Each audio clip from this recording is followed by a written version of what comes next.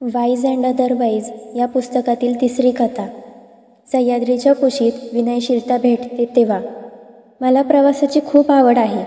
मग ते एखादं छोटंसं खेडं असो, नाहीतर दुष्काळग्रस्त भाग असो, ओसाड डोंगर माथा असो, घनदाट जंगल असो किंवा इजिप्त, नाहीतर चीनमधील एखादं स्मारक. मला वेगवेगळ्या ठिकाणी भटकंती करायला फार आवडतं. अशीच एकदा मी सह्याद्रीच्या दऱ्याखोऱ्यांमध्ये कर्नाटकामधील एका घनदाट जंगलाच्या प्रदेशात गेले होते. दिवसभर पावसाची रिपरिप चालू होती. पावसाळी दिवसांत दाट जंगलातून वाट काढत जाणं तसं कठीण काम. शिवाय वाटेत जळवा चिकटण्याची भीती. पण तरीसुद्धा पावसाळी दिवसांतील निसर्ग सौंदर्याचा खराखुरा अनुभव घ्यायचा असला तर या स्थळाला भेट द्यायलाच हवी. जंगलातील झाडाझुडपांचा, फुलांचा मत्त सुगंध, विविध प्रकारच्या पक्ष्यांची शीळ, वाऱ्याची हळूवार साद कोणत्याही गावात किंवा शहरात या आनंदाचा अनुभव घेणं शक्य नाही. मी तेथील घनदाट जंगलात फार खोलवर असलेल्या आदिवासी वस्तीतील शाळेला भेट द्यायला आले होते. मी ज्या धर्मदाय विश्वस्त संस्थेसाठी करते त्यांना या शाळेला काही मदत देण्याची इच्छा होती. येथील आदिवासींना थंडा असे म्हणतात. हे फार आनंदी वृत्तीचे असतात. त्यांचा जो म्होरक्या असतो त्याला थंडप्पा असं म्हणतात.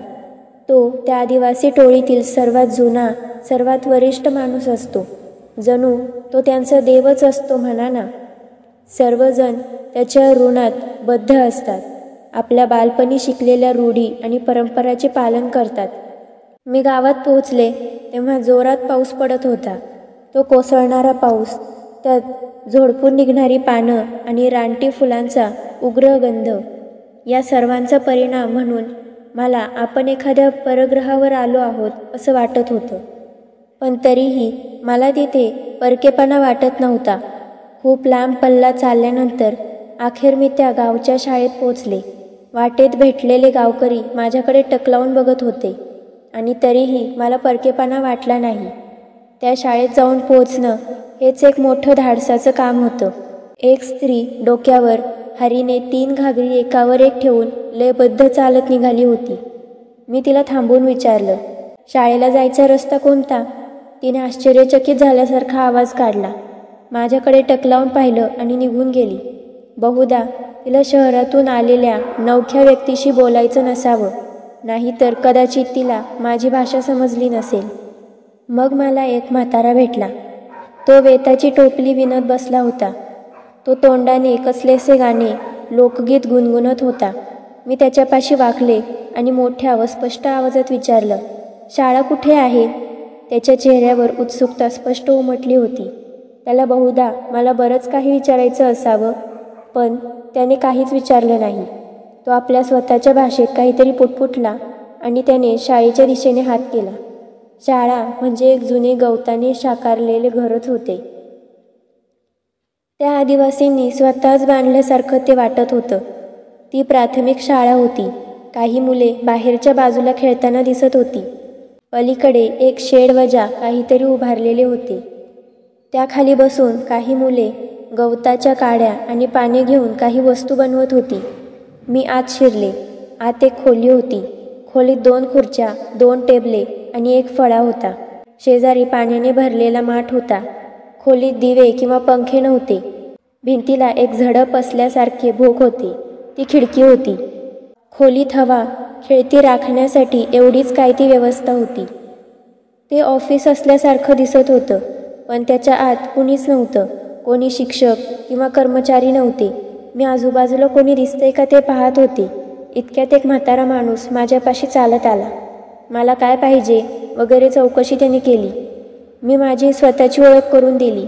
आम्ही या शाळेसाठी काही मदत वगैरे देऊ शकतो का ते पाहण्यासाठी मी आले असल्याचंच त्याला सांगितलं.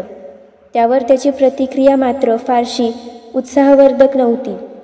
मला वाटलं आपण जरा बेताबेताने, गोडी गुलाबीने याची चौकशी केली तर हा मोकळेपणाने बोलेल, म्हणून मग मी त्याची खुशाली वगैरे विचारायला, त्याच्या स्वतःची चौकशी करायला सुरुवात केली.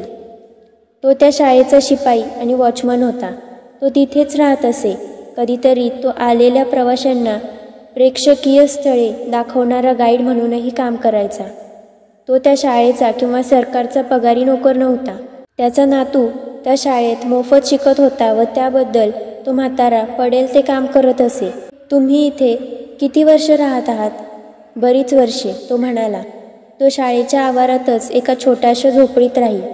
आता जरा त्याचा माझ्याकडे पाहण्याचा दृष्टिकोन सुधारलेला दिसला. मग मी हळूच परत एकदा शाळेच्या कारभाराचा विषय काढला. ही शाळा राज्य सरकार चालवत असल्याचं त्याने सांगितलं. शाळेत एकूण 2 शिक्षक होते आणि जवळपासच्या गावातून 50 विद्यार्थी शिकायला येत होते. शाळेत गणवेशाची सक्ती नव्हती. शाळेत एवढे विद्यार्थी शिकायला येतात हे ऐकून मला बरं वाटलं. किती झालं तरी त्या मुलाचे पालक स्वतः अशिक्षित शिवाय किती दारिद्र्यात जगत होते, पण तरीही आपल्या मुलांना शिकवण्याची त्यांची तयारी होती. ही शाळा चालवायला तुम्हाला कोणकोणत्या अडचणी येतात? त्यावर त्या म्हाताऱ्याने विशेष काही सांगितलं नाही. तो मला जवळच्या झोपडीत घेऊन गेला आणि एक खूपच वयोवृद्ध माणसाची माझी ओळख करून दिली. तोच त्यांचा ठंडाप्पा होता. तो 90 वर्षाहूनही अधिक वयाचा असावा. मला पाहून त्याला आनंद झाला. मी त्याला परत तेच विचारलं, ही शाळा चालवायला तुम्हाला कोणत्या कोणत्या अडचणी येतात? पावसाळ्याच्या दिवसांत शाळेपर्यंत यायचं कसं हा एक प्रश्नच असतो. तो म्हणाला, शिवाय पावसाळ्यात शाळेला घालायचे कपडे वाळत नाहीत, ही तर नेहमीचीच अडचण. मी आजपर्यंत अनेक लोकांना भेटले, अनेकांशी बोलले. ही अडचण मी अनेकदा ऐकली आहे. एकंदरीत तेथील लोकांविषयी, त्यांच्या जीवनाविषयी बऱ्यापैकी माहिती काढून मी परतले. परतण्याआधी त्या लोकांनी केलेल्या सहकार्याबद्दल त्यांचे आवर्जून आभार मानले. आता परत यायचं ते या मुलांसाठी छत्र्या आणि कपडे घेऊन यायचं असं मी मनाशी ठरवलं. मी तेथे परत गेले तेव्हा हिवाळा होता. पाऊस संपला होता. आता सगळंच दृश्य पलटलं होतं. आता ते सारं जणू नंदनवनासारखं भासत होतं. आता चिखल नव्हता की बेडकाचं कर्कश ओरडणं नव्हतं. पक्षी कूजन करत होते. आभाळ स्वच्छ होतं. लाल फुले सर्वत्र फुललेली होती. परत एकदा मी त्याच थंडाप्पाला जाऊन भेटले. त्यानं मला लगेच ओळखलं आणि तो हसला. त्याच्या डोळ्यांतही मनापासून स्वागत होते. मी इथल्या मुलांसाठी काही वस्तू आणल्या आहेत, त्या कृपया ठेवून घ्या. गेल्या वेळी मी इथे आले तेव्हा त्यांच्यासाठी काय आणायचं तेच मला माहीत नव्हतं. असं म्हणून मी एक भली मोठी पिशवी त्याच्या हातात ठेवली. थंडाप्पा थोडा घुटमळला. त्याला कदाचित अवघड वाटत असावं असं मला वाटलं. मी म्हणले, तुम्ही माझ्याकडे काहीच मागितलेलं नाही. मी आपण होऊन या वस्तू आणल्या आहेत. पावसाळ्यात मुलांना या गोष्टींचा उपयोग होईल. मुलांच्या मापाप्रमाणे यातून त्यांच्यासाठी कपडे शिवून घ्या. त्यावर तो एक अक्षरही न बोलता उठून त्याच्या झोपडीत चालत गेला. तुम्हाला काय शिकायचे? मी जवळ उभ्या असलेल्या मुलांना विचारलं, पण कुणीच काही बोललं नाही. खूप मनधरणी केल्यावर काही लहान मुलं जरा जवळ आली, पण अजूनही ती खूप बुजत होती.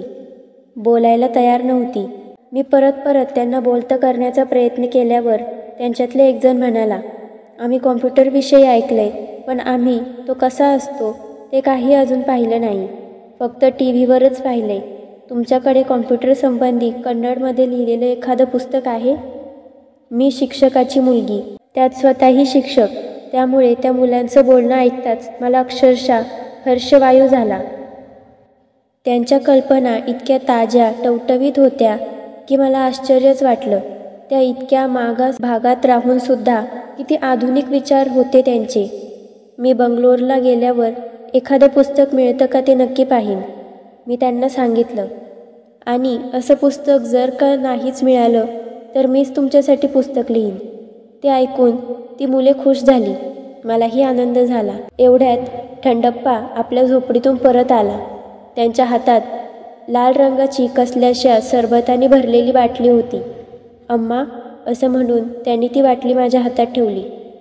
तुम्ही घरी काय पिता, तुम्हाला काय आवडतं ते काही आम्हाला माहीत नाही.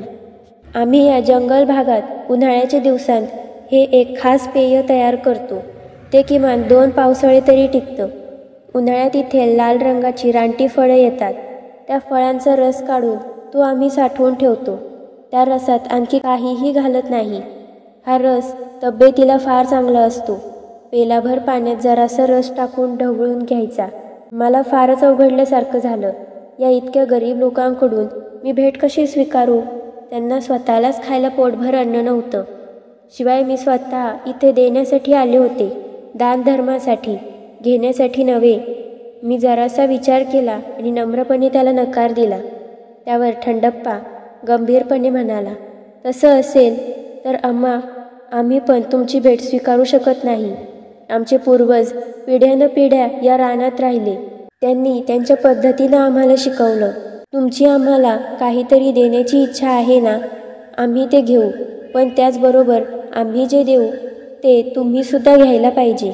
तुम्ही आमची भेट जर स्वीकारणार नसाल तर आम्हीसुद्धा तुम्ही आणलेल्या या गोष्टी घेऊ शकत नाही. मला ते ऐकून धक्का बसला. अवघडल्यासारखं झालं आणि लाज वाटली. आजवर असा अनुभव कधीच आलेला नव्हता.